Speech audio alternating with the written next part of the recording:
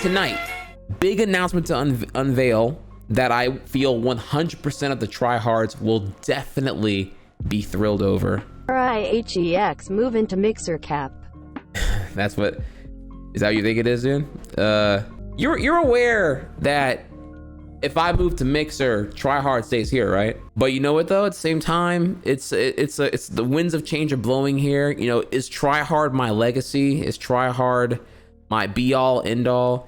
Is it not more about me, the person, than just the emote itself? You know what I'm saying? Twitter video being a pile of shit.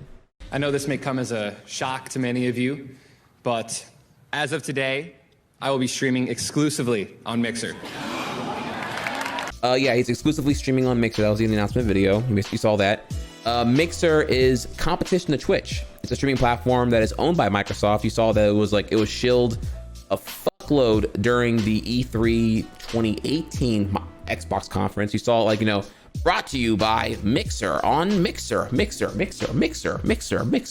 haven't personally been to Mixer, honestly, prior to today. I'll believe it or not. Yeah, it's a Microsoft owned platform, and Microsoft's got a fuck ton of money. The Xbox didn't make any profit until the entire first console failed and was a money loss until Xbox 360, at which point it finally turned around and made profit. It was generating profit for Microsoft. So they got cushions, man. They can clearly, because they acquired Ninja. They, you know, he had a number, and he said yes. Reasons why Ninja left. There's a lot of speculation here, but I can throw you a couple of sample ones here to give you a little bit of some insight, shall we? We got here, you know, the obvious one. We got money. Return to underdog status comes to mind, which would kind of fuel some mental health reevaluations. Money. Perhaps influential control over an entire platform. Money. You know, there's just a lot of reasons here, but we'll get into, first off, why is it even worth talking about right now? This is worth talking about because Ninja is the most popular, I think it's goes face value, right? The most popular live streamer, period. You know, the crossover there, you don't see other streamers like hitting the normie sphere to the degree that Ninja was. Cover of ESPN magazine, you know, doing the New Year's Eve ball drop host with Ninja. Not everyone may know what streaming is, but a lot of people who don't know what streaming is do know who Ninja is. His influence is not to be understated here, right? So whenever Ninja does things like this, it's going to be news because this is a big culture swing, which I'll get into more about why in a second here. Snorful Take here is debating how much money and on what terms Ninja took for this, which again, purely my speculation and guess here is that it had to be, for him to take this one here, it had to be incredibly lucrative. So it wouldn't surprise me if it was a 8-digit deal, but also came with, you know, probably something along the lines of at least 2 years exclusivity. So I'd like to go in further on it because it's kind of interesting what my math was there, but I feel like it's not a wise idea for me to give you that. I just tell you that, and you can kind of just go from there on it. Now, the woke take is this is a net positive for Twitch streamers, partners, and viewers, as it provides and legitimizes competition for Twitch. Twitch has been, you know, running on a rampant landslide of really no serious competitor to their live stream platform, and them losing the number one, them losing Ninja, says a lot about how serious Mixer wants to be with competing against them. And I feel like that momentum could build up here. It depends on if they play their cards right. You know, sure, you have Ninja, and Ninja will draw a fuck ton of Ninja's fan base over to Mixer, regardless of platform. That I do believe, but it's in Mixer's agenda to retain the cross traffic Ninja will drive inevitably. And the thing there is, do you feel there's compelling content on Mixer right now? I would challenge you to go over to, I would challenge you to do that here. I don't think I'm allowed to openly advocate that you should go over to over there. Yeah, so when you get a chance, do that thing I just said. And when you do, see if they have any compelling content that you want to engage in, or are they doing a good job of retaining you? Because whenever it goes down, if they don't, then they're kind of in the same rut here. The other thing you may have heard of interest here in his video is going back to his roots. I want to elaborate on that one here too. So going back to his roots, I understood it as meaning like maybe he's like he's tired of the hyper scrutiny of being one of the most popular streamers on Twitch. And you know, it comes from things like whether, again, the reason why he doesn't stream with women, the strains it puts on his relationship with his wife, as far as being like a very, very, very public figure. So I feel like there's a lot of mental shit going on in his head. Going back to his roots might mean for Halo, because he was a competitive Halo player in the past. And this is a five head move to be Mr. Halo when Halo Infinite drops. I don't think Ninja will be hurt by this move ultimately, but it's more about what it means for the cross culture of streamers altogether here. Will more of the top 0.001% streamers that are in the millions or the million plus follower, I'm making up an arbitrary number here, the million plus followers on Twitch, right? The top of the 1%, the 0.001. How many of them will now take from his lead and actually seriously consider similar deals? Everyone has a price. What is your price? You know, and for some it might be several million, for some it might be 5 million, for some it might be 10 million, for some it might be more, might be less. I don't know. I can't say. I don't want to get into like specific names here, because then it becomes like a facetious gossip hour. But just like, you have to imagine that there were some that were offered deals before. No, it's a very valid point here. You know, these events that you know that are synonymous with Twitch, they're not held live. They're not held like legally bound here. They can go wherever they want to go. GDQ grew on Twitch, but doesn't have to stay on Twitch. That can go somewhere else. Evo, that can go somewhere else. Any given, you know, championship series, tournament, final, gaming event, charity event, whatever, wherever, however, those can all go somewhere else if they wanted to. You know, we don't know how long Ninja's going to be on Mixer. It could be forever, but I doubt that. He probably easily got what he wanted out of that with a certain duration of years, and probably a renewal contract that will be even more lucrative if they keep him there longer than that. With that aside, that's all. I can't go any further without being pure gossip hour, because then, you know, getting into the spicy specifics of who would and who wouldn't and at what price they would are all just like, you know, again, literally just facetious gossip hour. What's the status of other alternative stream platforms? This is more of an open question, honestly, to y'all here, because like I don't know the other ones here. Like when it comes to live streaming, right, there's like competitively viable, there's nothing major right now, like Mixer's making moves, but there is Twitch, there's YouTube live streaming, and beyond those two, I mean, Hitbox was a thing at one point, but I think Hitbox is now like dead or bought out or something else now. I don't even know anymore.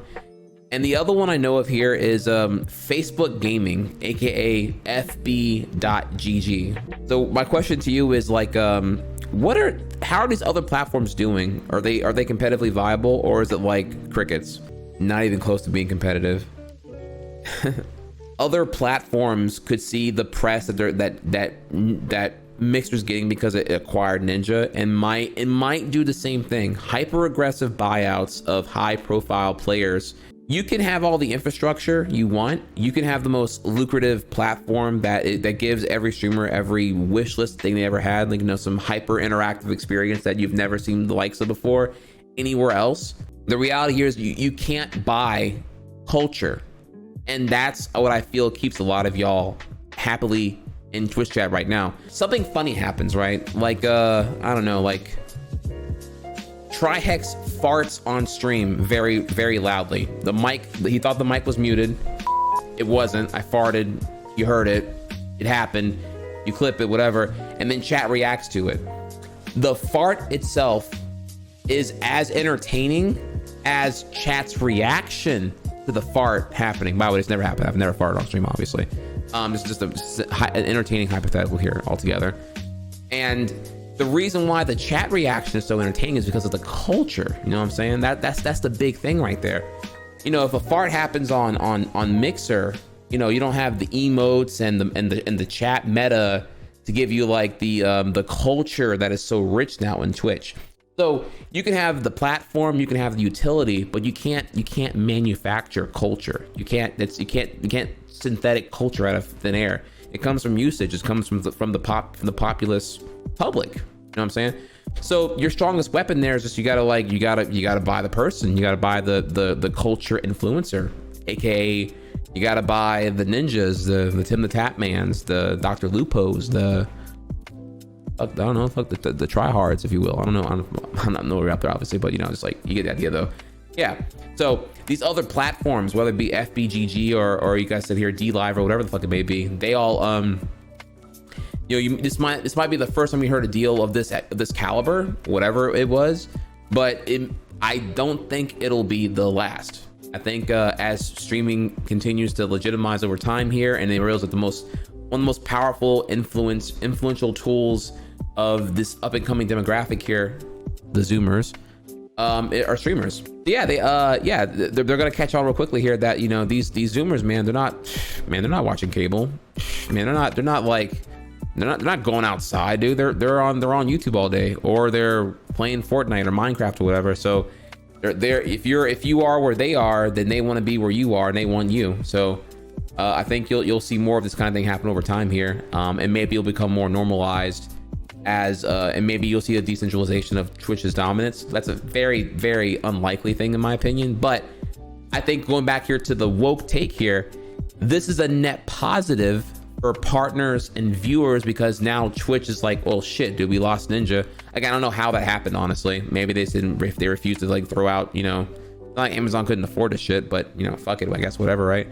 10 million, or who knows what the number would have been. It could have been some crazy ass like Dave Chappelle top of his game number. Could have been 50 million. Who fucking knows, right? It's Microsoft money. How else you gonna make Mixer not crash and burn? You gotta make a move happen. You know what I'm saying? So with that in mind here, it wouldn't surprise me if more of these things happen. But either way, it's a net positive because it means competition. And with that comes, what's speculative of Twitch in reaction to this? Will there be any extra news they may announce at TwitchCon despite this Ninja upset? Sure, every TwitchCon, Twitch announces some new radical quality of life improvements for partners, for viewers. You know, their opening keynote is always a new thing here. 2016, Twitch Prime debuts at TwitchCon. 2017 was, I don't know, what was it? Tier 2, Tier 3 gift subs. 2018 was gift subs. And then 2019 here, we'll see what it'll be. But I do think there could be extra announcements to be made just to spite Ninja. We'll have to see here. I don't know. There's already some things going on right now here, dude. If I recall correctly, Ninja's Twitch channel was unverified. You know, that partner badge, you know, the one, you look right here. Let me see if, you know, I'm not bragging about mine or anything here, but mine is like, you know, at least like 12 equal signs long right there. But you could see there on, you know, towards the ball sack there, that there's that big dick check mark, you know. So I believe that was removed on his channel here. So there's definitely some bad blood. So I would expect some shade thrown at TwitchCon. I don't know what it'll be though, but that's my loose speculation. I imagine that if you're Twitch right now, you want to take that dagger, it's kind of like, and just like, you know, you shank him on the side, and just twist it in a little bit more to really make Ninja feel like he should regretted leaving Twitch's platform. So I feel like discoverability for smaller streamers is better on Mixer. It's impossible to get noticed on Twitch. Yeah, that's kind of a growing pain thing, and honestly, that's only an advantage that Mixer has right now because they have like less traffic. It's a completely scalable problem, I would say. Like if they get viral blow up, it'll be the same shit on their end too. So, you know, it comes with territory. And then with all that, the saga continues. So there's my insight there into the whole Ninja thing. If you have any more things, hit me up. What's good?